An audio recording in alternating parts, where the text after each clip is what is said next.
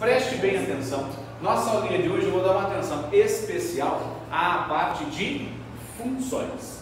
Então, quando a gente pega a competência de número 5 do Enem, a competência de álgebra, eu já tinha feito esse mapeamento com você, você tem basicamente uma lista maior de conteúdos e a grande maioria deles tem a ver com equação e função.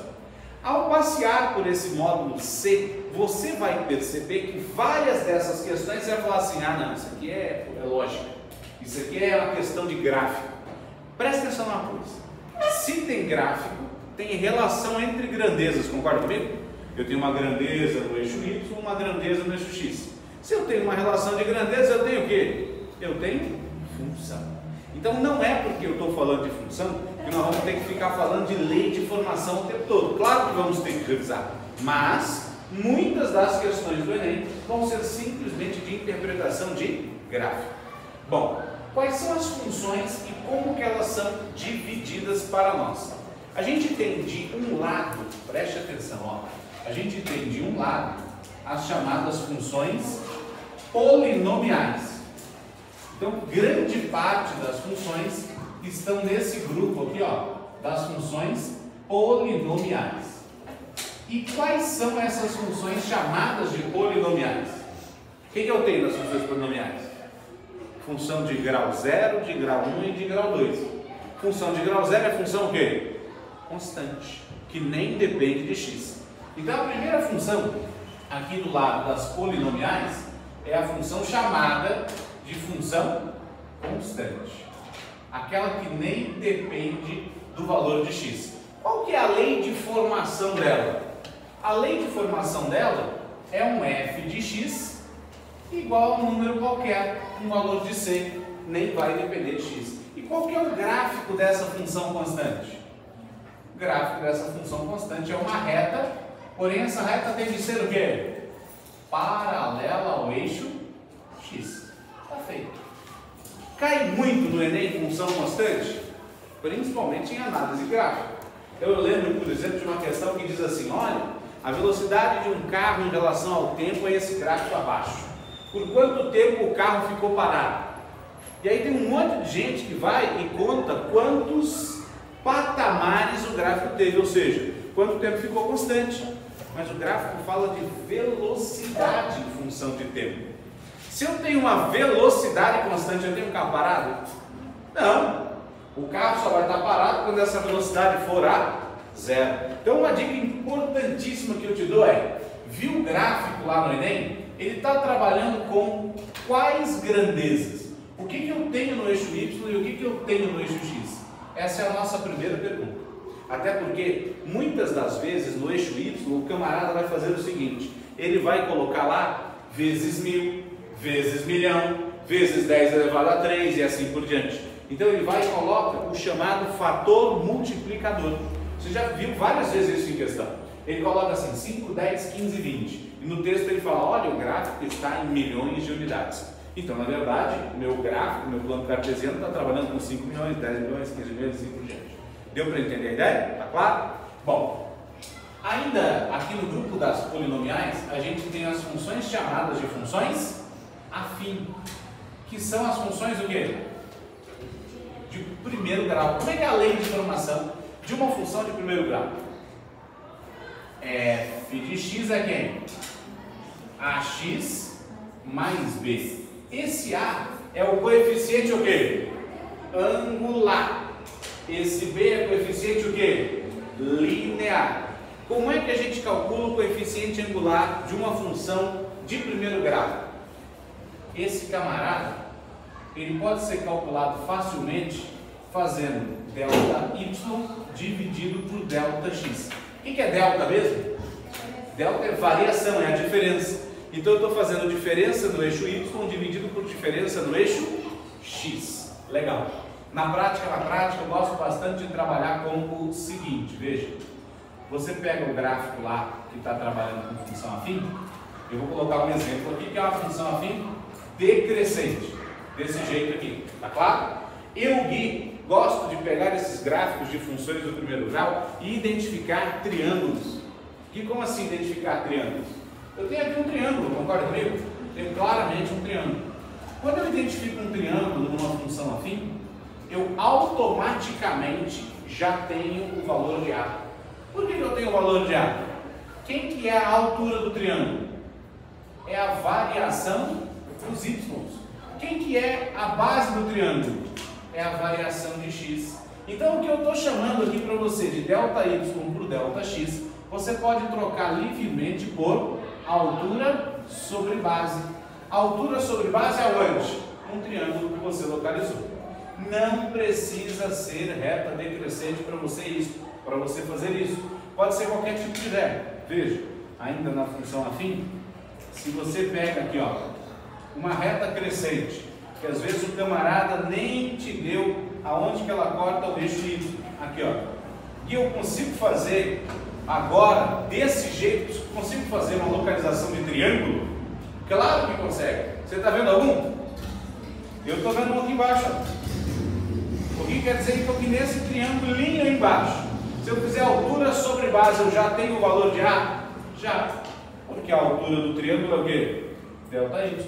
E a base do triângulo é o quê? ΔX. Bom, então falamos bastante aqui desse valor de A. Esse valor de A é o valor que varia junto com o X. E o valor de B? É o valor que é o quê? Fixo. Ele geralmente é um valor inicial. Se ele é valor inicial, ele vai estar onde? Vai estar aqui, ó, no eixo Y, tanto aqui quanto aqui. Esse aqui é o valor de B.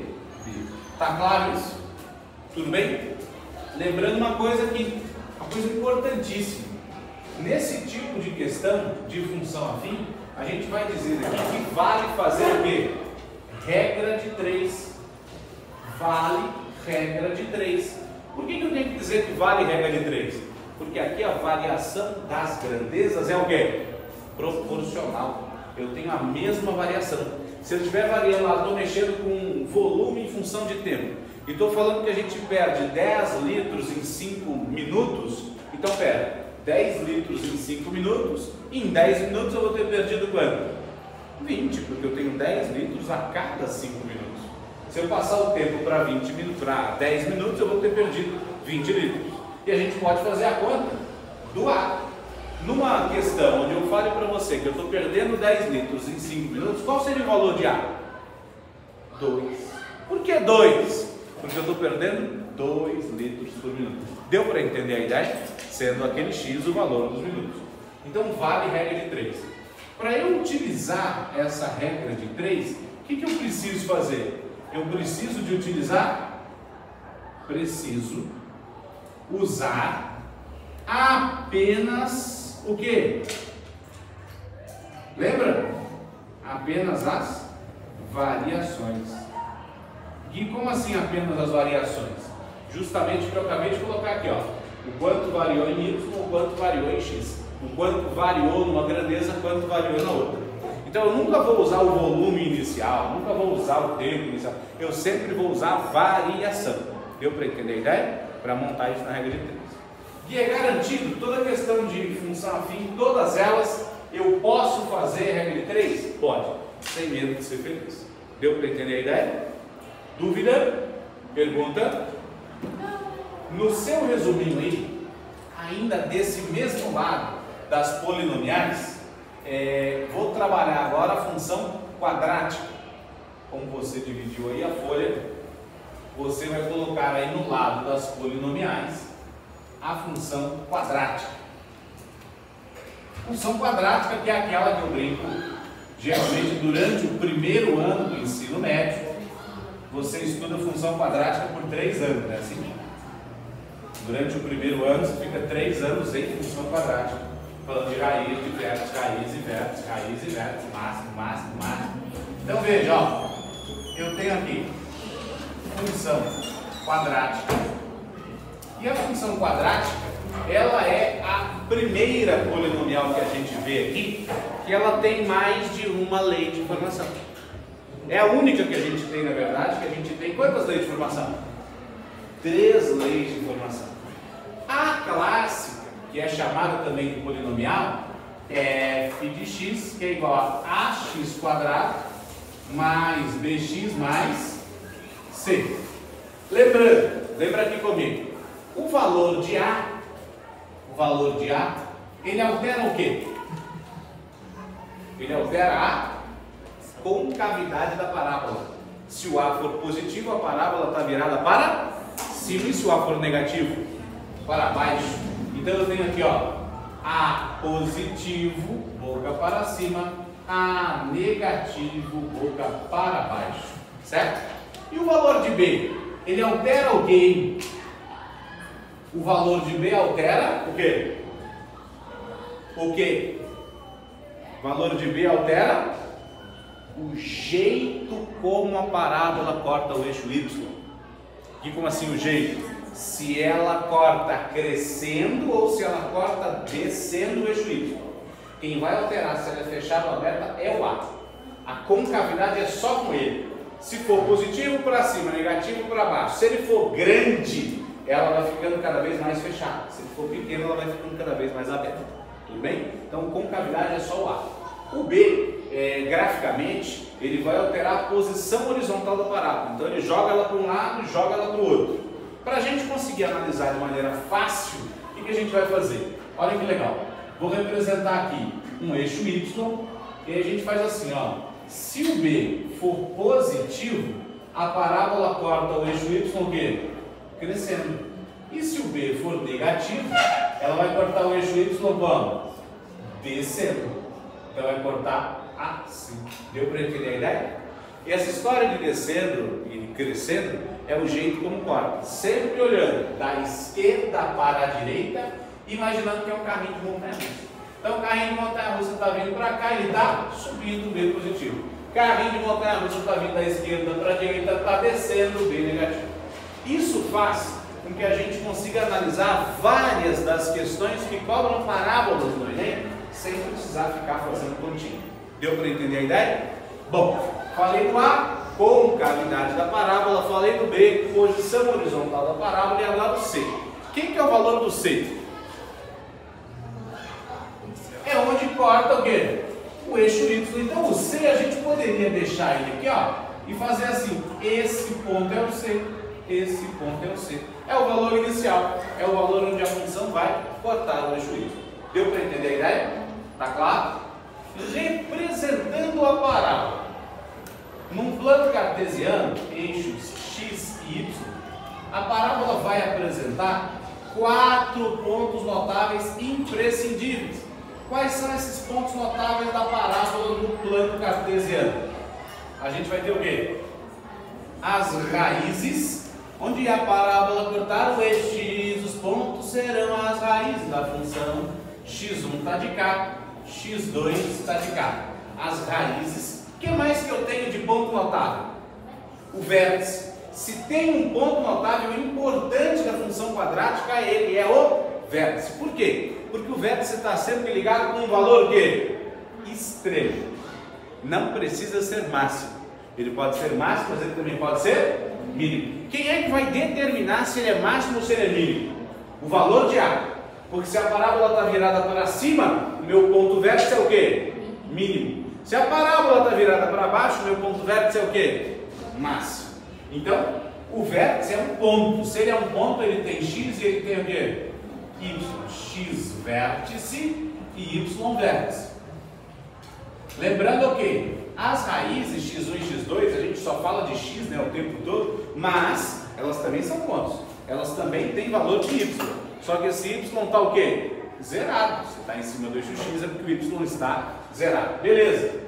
E aí eu tenho ainda aqui o quarto ponto. Falei que eram 4, coloquei 3. O que é o quarto ponto? É o valor de C. Então aqui, ó, eu tenho o valor de C estampado no gráfico. Lembrando que a parábola, ela tem um certo eixo de simetria. Tudo que acontece para a esquerda vai acontecer para a direita também. Tudo bem? Até aqui dúvida? Pergunta? Tá tranquilo? Tá beleza? Ok.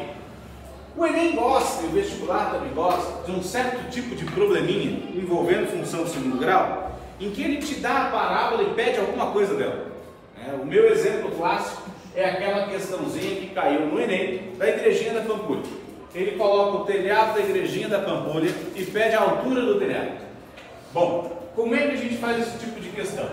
Para fazer utilizando a lei de formação normal, é bem complexo. Bem, então a gente vai acabar utilizando duas leis de formação auxiliares. Uma delas é chamada de lei fatorada e é escrita como? Como é que eu escrevo a fatorada? A que multiplica quem? X menos x1 e x menos x2. X menos h raiz 1, x menos h raiz 2. Tá claro isso? Então o que eu vou substituir aqui vai ser justamente x1 e x2, que são as nossas o quê? Raízes. Então qualquer gráfico que ele me der, em que eu conhecer as raízes, eu consigo utilizar essa lei de formação fatorada. E qual que é a lei de formação chamada de lei de formação canônica? A que multiplica quem? X menos x vértice ao quadrado mais y vértice. Então veja, o que muda? É que nessa eu uso as raízes e nessa aqui eu uso o quê? As coordenadas do vértice. Porque entre as duas eu posso escolher qual que eu vou utilizar? Pode, sem problema nenhum. Uma dica que eu gosto bastante de te dar é o seguinte: toda vez que você for usar ou a fatorada ou a canônica, dificilmente você vai aplicá-las uma única vez. Então o camarada foi lá, me pediu qual é a altura da igreja da Pampulha, me pediu qual que é o ponto de lançamento da bala no canhão, enfim, me fez um pedido lá. Eu preciso da lei de formação para fazer isso. Eu repito, preciso da lei de formação para fazer isso. Não posso usar lógica, não posso usar regra de 3, viu, Arthur? Não pode de jeito nenhum, tá? Aumentou 2, depois aumentou 3, depois aumentou 4, proibidíssimo. Nenhuma lógica linear aqui é válida, porque a função é de segundo grau. Então eu preciso da lei. Aí a gente aplica a fatorada ou a canônica e calcula o valor de A. Calculado o valor de A, sabe o que eu faço? Aplico ela novamente. Então a gente aplica a função, aplica ela de novo para descobrir aquilo que eu quero. Essa é uma dica interessante para você. Bom, além dessas duas leis de formação, ainda sobre função quadrática, a gente tem aquele jeitinho de calcular o valor do vértice. Como é que eu calculo as coordenadas do vértice? Quem é o x do vértice? O x do vértice é menos b sobre 2a. E quem que é o y do vértice? Cuidado, x1 mais x2 por 2 é o x do vértice. Eu tenho duas maneiras de calcular o x do vértice. Eu posso fazer menos b sobre 2a, formulado generalizado, ou eu posso fazer a média das raízes. Fica mais fácil, claro. O vértice está sempre no eixo de simetria da parábola, então ele é sempre o meio do caminho entre x1 e x2. Mas o y do vértice ele pode também ser calculado de duas maneiras. Eu posso usar primeiro a fórmula, que é o quê? Menos delta sobre 4a, delta negativo sobre 4a, ou eu posso fazer o quê? Eu posso fazer o chamado f de x do vértice. O que seria o f de x do vértice? É calcular o x do vértice, ver quanto está e jogar na função. Deu para entender? Eu, Gui, prefiro fazer isso sempre. Acho muita conta você ficar calculando delta para fazer y do vértice. Deu para entender a ideia? Então, calculei o x do vértice, joguei lá na função. Pessoal, até aqui, temos dúvida? Tá tranquilo, tá beleza? Vou te dar um exemplo, se você quiser colocar separado ou se quiser colocar aqui embaixo, pode. Eu vou colocar desse lado aqui, mas é exemplo de função quadrática. O Enem adora, vocês já viram muitas vezes, aquela questãozinha que fala assim: João tem um salão de barbearia, uma barbearia, e ele cobra R$10 e tem 30 clientes por semana. Aí ele vai aumentar R$1 no valor do serviço dele, só que para cada R$1 que ele aumenta, ele perde 3 clientes. Calcule quanto que ele tem que cobrar para ter a receita máxima. Como é que a gente faz esse tipo de questão que cai basicamente sempre, tanto no Enem quanto no vestibular? Veja, eu vou elaborar aqui um cálculo para a receita do João. E qual vai ser o cálculo da receita do João? Quanto é que ele cobra atualmente? Ele cobra 10 reais. Quantos clientes que ele tem por semana atualmente? 30. Então ele cobra 10 reais e tem 30 clientes. Tá claro? Beleza. Ele vai deixar de cobrar 10 reais e vai passar a cobrar quanto? Ele vai cobrar 10 mais R$1. Concorda comigo? Mas 10 mais 1 é 11. Por que eu não ponho 11 lá direto? Porque eu não sei o preço. Eu quero é saber o preço. Ele vai aumentar 1, vai aumentar 2, vai aumentar 3, sei lá o que vai acontecer. Então eu vou colocar 10 mais 1 o quê? X.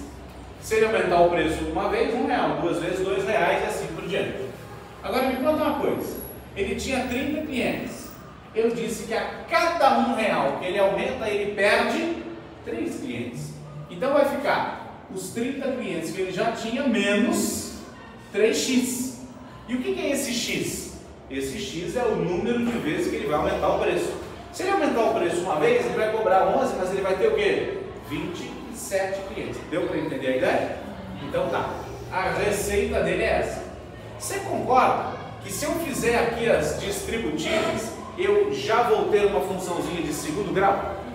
Não faça então as distributivas. E por que não? Porque o que você tem aqui é uma função de segundo grau fatorada. E como assim? Veja que interessante. Eu quero aqui calcular o preço que vai garantir para o João o lucro máximo, não é?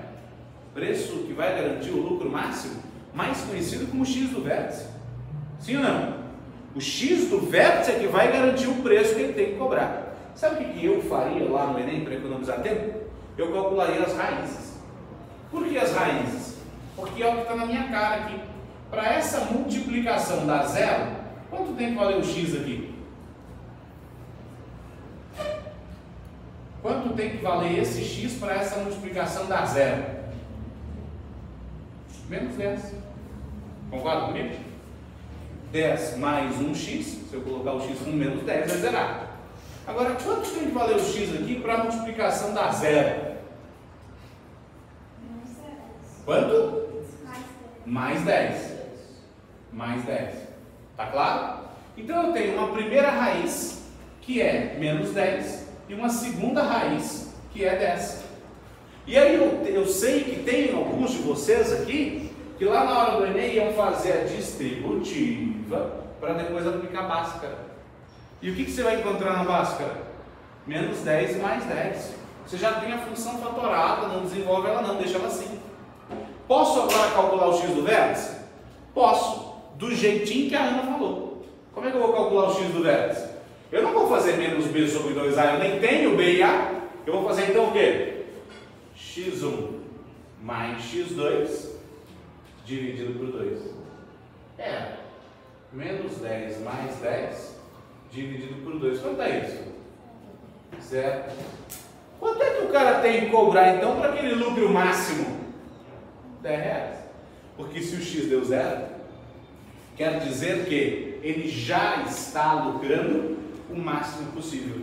Se ele aumentar, ele vai perder dinheiro. Se ele diminuir, ele vai perder dinheiro também. Deu para entender a ideia? Então, a gente calculou que ele já está cobrando o valor máximo. Então, se o Enem pergunta assim, ó, qual que é o aumento que João precisa fazer? Nenhum aumento, 0 reais, 0 aumento. Deu para entender a ideia? Tá claro? Então, é uma dica aí de uma questãozinha que costuma cair bastante para você no Enem. Beleza? Tranquilo? Ó, se quiser tirar a fotinho desse lado aqui das funções polinomiais, vou agora falar das funções não polinomiais.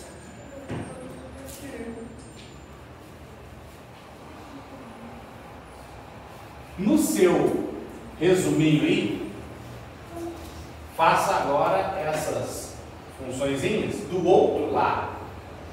Coloca aí não polinomiais e põe aí do outro lado.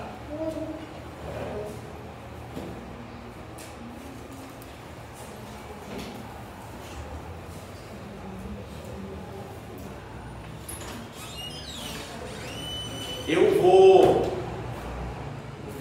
colocar não polinomiais. Vou fazer desse mesmo lado, só por conta de reflexo ali na filmagem, que do outro lado está pior. Veja bem, quais são as funções não polinomiais que podem aparecer lá na provinha do Enem ou na provinha do vestibular. Principalmente exponencial e logaritmo. Então, funções exponenciais logarítmicas, elas geralmente vão aparecer com aquela lógica que a gente trabalhou muito lá no módulo de exponencial e logaritmo, que foi o módulo 16.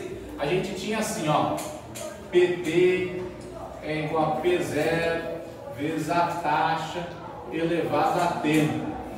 Então, isso aqui, ó, é um modelo de função exponencial que se encaixa em quase qualquer questão de função exponencial. Aqui o exemplo é, por exemplo, população de bactéria ou população de vírus.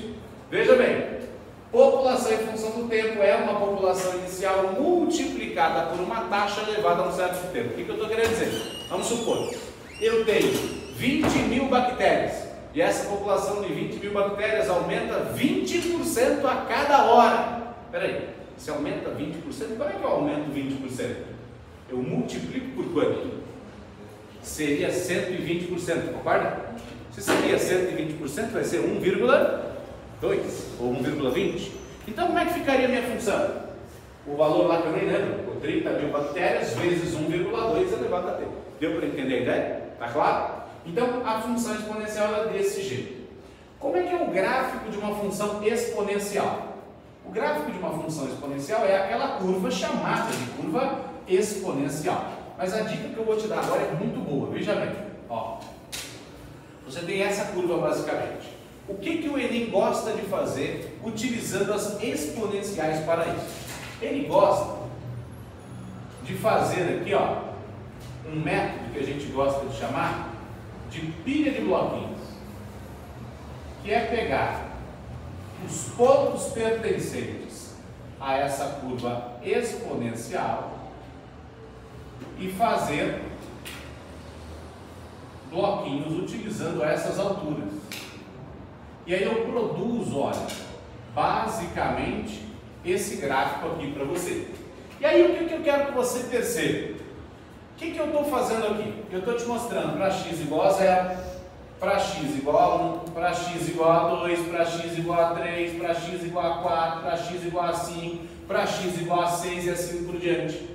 E o que eu quero que você relacione? Eu quero que você relacione que nesse caso a função exponencial ela é transformada tranquilamente em quê? Uma PG. Essa função exponencial ela vira uma progressão geométrica.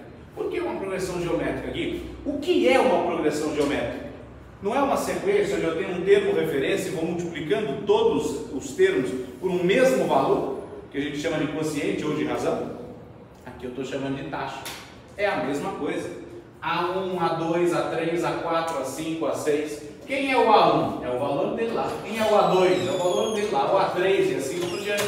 Então você pode tranquilamente utilizar as padronizações presentes para a PG, incluindo justamente a principal, que é multiplicação pelo mesmo valor. Então, no ano passado, na provinha do PPL, aliás, provinha do PPL que o pessoal de manhã hoje me deu uma ideia ótima, não é verdade, Pereira? Nós vamos inaugurar a partir agora de 2023 uma nova modalidade de cursos, vai chamar Celinha do Guia, que é para o pessoal que está preso fazer o Enem. A galera deu essa ideia, eu adorei. Já até pensei no logo, como é que vai ser. Colocar uma grade por cima do logo, vai ficar ótimo, entendeu? Vai ser um curso online, entendeu? Ó, pessoal, a galera dando desculpa. Não, o que eu quero é celular é para estudar. Estou fazendo o curso de matemática. Pessoal, então, ó, a gente vai fazer a transformação para a PG. Como eu estava te dizendo, nesse tipo de função, a gente jamais pode utilizar uma lógica de proporção. A gente jamais pode utilizar, por exemplo, uma regra de 3. Então, o que a gente acaba fazendo? A gente vê por quanto que eu estou multiplicando em cada uma dessas colunas e faz a multiplicação. No Enem PPL do ano passado, caiu uma questão dessa, e aí ele fez assim: o primeiro era um valor, o segundo era um valor, aí o terceiro ele não te contou e te contou o último. Espera aí, se ele me deu o primeiro e o segundo, eu tenho condição de calcular por quanto que eu multipliquei. Se eu multipliquei, por exemplo, por 1,8, É porque eu vou multiplicar todos os termos por 1,8. E aí eu não preciso ficar fazendo lei de formação, eu não preciso ficar complicando minha vida. Eu consigo montar isso através de PG. Tá claro? Deu para entender a ideia? A mesma coisa a gente consegue fazer com uma função logarítmica. Qual que é a situação da função logarítmica? Ela é a curva da exponencial invertida. Então, a gente tem na função logarítmica, basicamente, isso aqui, ó. Certo? E aí, o que a gente vai ter? Se você for fazer os bloquinhos, a gente consegue fazer também eles aqui. E aí você teria, por exemplo, aqui, ó. Primeiro bloquinho aqui. Segundo bloquinho aqui. Terceiro bloquinho aqui. E assim por diante. O que vai mudar em relação a essa função? O que vai mudar é que aqui eu tinha A1, A2, A3, A4, A5 e A6, não é? Aqui, o A1, o A2, o A3, o A4, o A5 e o A6 vão estar aonde? No eixo Y. Por quê? Porque a função exponencial é a inversa da função o quê? Logarítmica. Então aquilo que eu representava em x, agora represento em y. Deu para entender a ideia? Tá claro? Tudo bem? Beleza então. Ó, vale a gente lembrar lá para as funções logarítmicas, aquelas propriedadezinhas de log. Então são importantes. Lembra? Quando eu tenho log da multiplicação, vira o quê? Soma de log. Então log de A mais log de B. Se eu tenho log da divisão, vira o quê? Subtração. Então log de A menos log de B. Se eu tenho log da potência, né? Log do expoente, ele cai multiplicando log. Então, ó, log de A elevado a N igual a N vezes o log de A. E ainda, a chamada mudança de base, que é quando a gente tem um log de A na base B.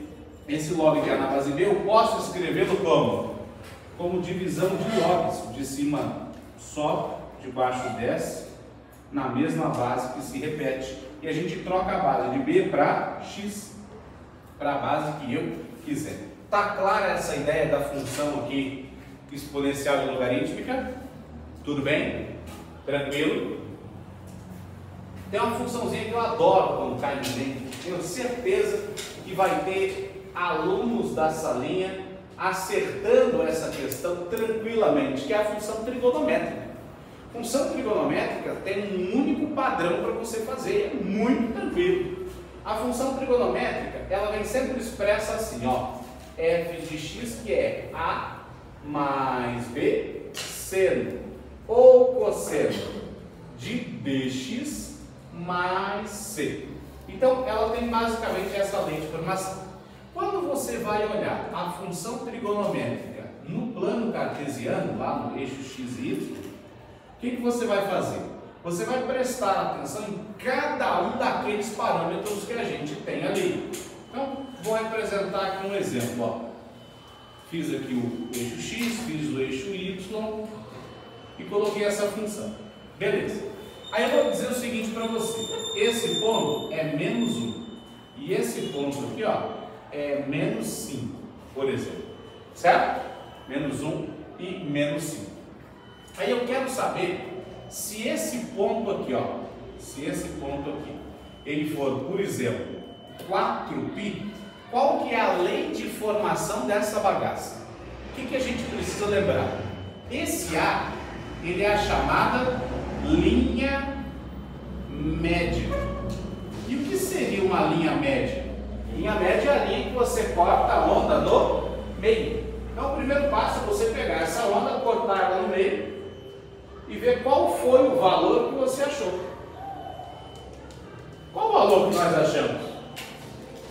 Se ela vai de menos 5 até menos 1, o meio está onde? Menos 3. Então, esse camarada aqui, ó, ele é o valor de A. Com essa linha média, eu achei que o A é igual a menos 3. Tudo bem? Tá claro? Agora eu vou ver o B. O que o B faz? O B estuda a amplitude. E por estudar a amplitude, ele vai ver o quanto a sua onda subiu ou o quanto a sua onda desceu. É sempre o mesmo valor. Quanto foi que subiu? De menos 3 até menos 1 subiu 2. Se você quiser, de menos 3 até menos 5, desceu 2. Então, com isso, eu sei que o B vale 2. Tá claro isso? Deu para entender a ideia? E aí eu vou te dar agora um macete bem legal. Esse valor de D, ele fala sobre o período. O período normal, o período chamado de natural, para uma função trigonométrica vale quanto? 360 graus. Por quê? É o ciclo trigonométrico inteiro. Então, o meu período natural é 2π. E aí eu vou dizer o seguinte para você. Esse valor de D é por quanto você dividiu o período natural. Então, pera. Eu peguei o período natural, 2π, dividi por D, e aí deu quanto? Quanto que é o período nesse caso aqui? O período é 4π. Concorda comigo? Então eu estou pegando 2π dividido por D e igualando a 4π. O que eu posso fazer? Passar o D para lá, o 4π para cá, o que vai acontecer? O D ficou 2π sobre 4π. Logo, o D é quanto, hein? Meio. Deu para entender a ideia? Bom, aí vem a última coisa, o último detalhe. Função que começa na linha média é seno. Função que começa nos extremos, fora da linha média, é cosseno. Essa função que eu acabei de desenhar aqui para você, ela começou na linha média ou fora dela? Fora dela. Que função que eu tenho aqui? F de x, que é igual a quanto? Menos 3 mais 2 seno de x sobre 2. Pronto. Tá feito. Deu para entender a ideia? Tá claro? Do mesmo jeito, ok. Quando a minha função ela vem pronta, e o Enem também gosta disso. Eu tenho uma função que calcula o preço do tomate em função do mês e blá blá blá blá blá blá blá. Qual é o preço máximo? Veja, o preço máximo é sempre A mais B. E o preço mínimo é sempre o quê? A menos B. Então, o máximo é sempre a soma de A e B, são os coeficientes que a gente tem ali, e o mínimo é sempre A menos B. Bom, quando a gente pergunta qual o máximo e qual o mínimo, é só fazer então A mais B e A menos B. Agora, quando a gente perguntar quando que isso acontece, aí eu vou lá para os valores de seno e cosseno. Quando que o seno é 1, quando que o cosseno é menos 1, aí a gente vai para o ciclo trigonométrico.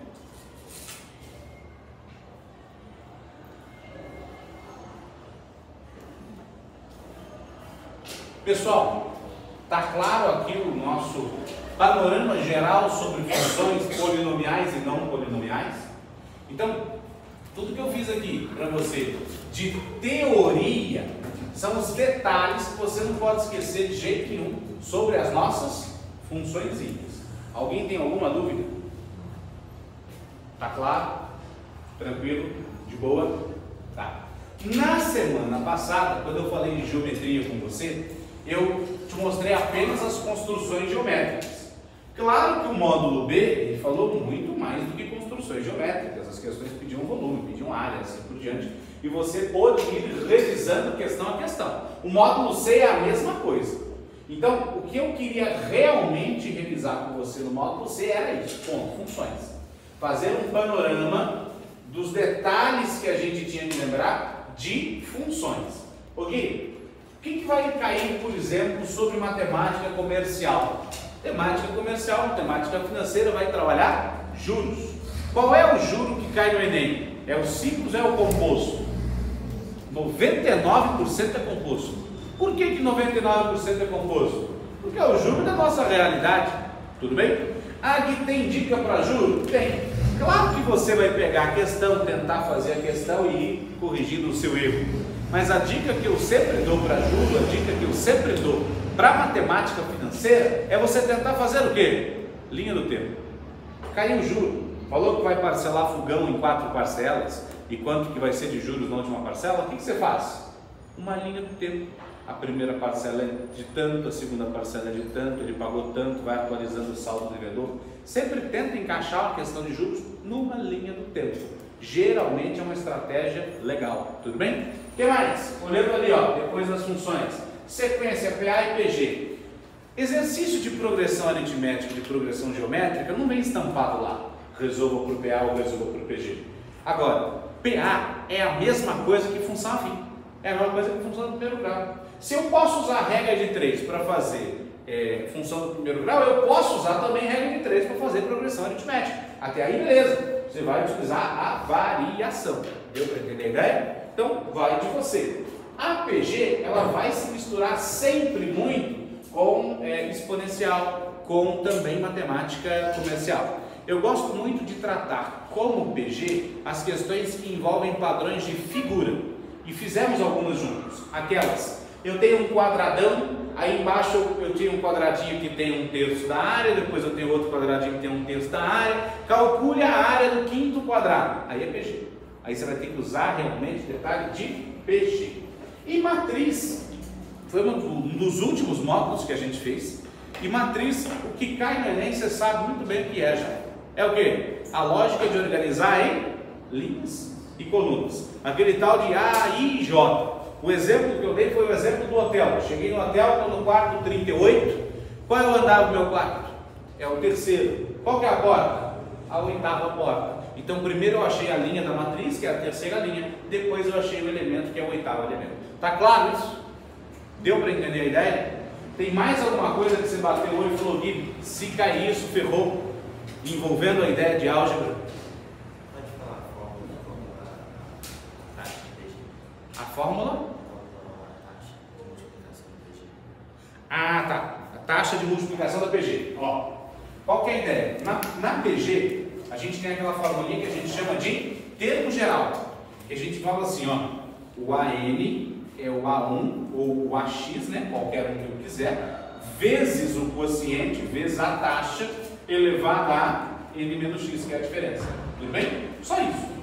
Aí, se você quer trabalhar somente a taxa, somente o quociente, o que você faz? Você pega um termo e divide pelo termo anterior. Você já tem a taxa na mão. É a historinha que eu tenho aqui, ó. Se eu pegar o resultado desse bloquinho e dividir pelo resultado do anterior, eu já tenho a taxa de multiplicação na mão. Certo? Tranquilo? Pessoal, mais algum detalhe que você lembrou aí, que você fala aqui? Resgata para mim. Tá tranquilo? Tá beleza? Oi.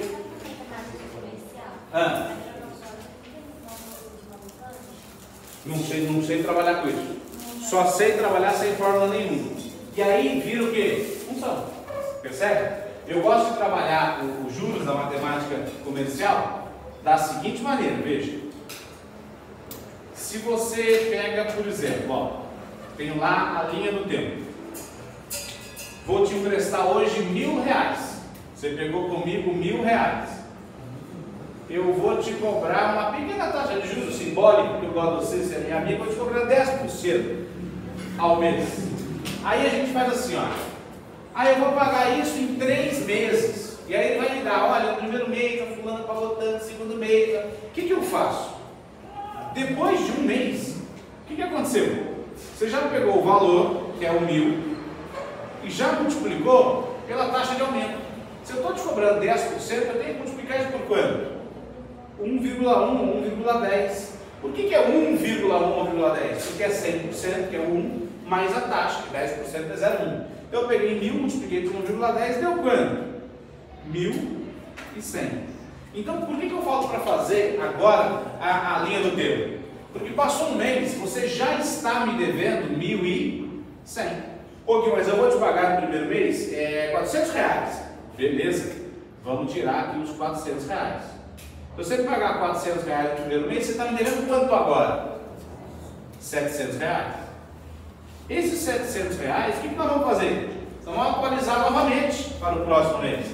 E para atualizar para o próximo mês, eu vou pegar os R$700 e multiplicar de novo por 1,1. vai dar quanto? 770. Deu para entender a ideia? Se vai dar 770, vou atualizar a dívida. 770. Quanto é que você vai pagar nesse mês? Ah, eu vou te pagar 370 reais. Tá bom, beleza. Tá me devendo quanto agora? 400 reais. Mas você ia pagar somente em 3 parcelas, não é? Então eu vou pegar os 400 reais e vou atualizar para o próximo mês. Vai dar 400 vezes quem? 1,1, que vai dar 440 reais. Esses 440 reais é o valor final. Como é a última parcela, você vai ter que me pagar quanto? 440 reais. E a dívida é o quê? Zerou. A dívida era 440, você me pagou 440 e agora a dívida é zero. Aí sabe o que o Enem pergunta?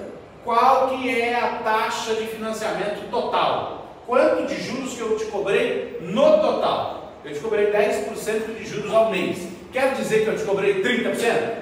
Não, porque o saldo do devedor foi diminuindo. Então veja, quanto foi que você me pagou? Você me pagou 400 mais 370 mais 440. Conta comigo. 400 com 440 são 840. 840 com 300, 1140 com 70, 1.210. 1.210 reais. Se você dividir por 1.000, eu estou pegando o valor que você me pagou, dividido pelo valor que você pegou emprestado. Quanto aí? 1,21. Tá claro? Esse 1,21 representa o quê? Eu te cobrei 21% do valor total que você pegou comigo. Deu para entender a ideia? Se você for olhar e for pegar esses 21% e dividir em 3 meses, então os 10% que nós combinamos foram bem 10%. Eu te cobrei quanto? 7% ao mês, considerando o valor total. Por isso que eu falo assim, ó, vai pegar a questão de matemática comercial, foge da fórmula, faz uma linha do tempo, vê o que está acontecendo. Deu para entender a ideia? Fica muito mais claro, fica muito mais na mão aquilo que você vai fazer. Eu, pelo menos, penso assim, porque quando eu estudei aquela história de montante, capital e juros e taxa, eu nunca entendia o que tem que colocar aonde. Prefiro pegar o valor e fazer a conta como se fosse uma funçãozinha normal. Acho mais fácil. Ficou claro? Não? Show? Nada. Tem mais alguma coisa, gente? Tranquilo mesmo? De boa?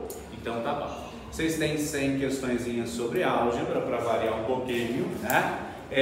Façam essas questões divididas nos dias igual vocês já estão fazendo.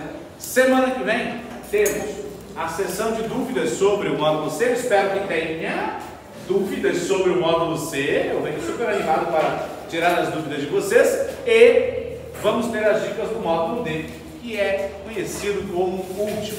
Na última semana, na semana que vem já é pré-ENEM, né? Vai ter aula na quinta, o ENEM já é domingo, maravilha, primeiro dia.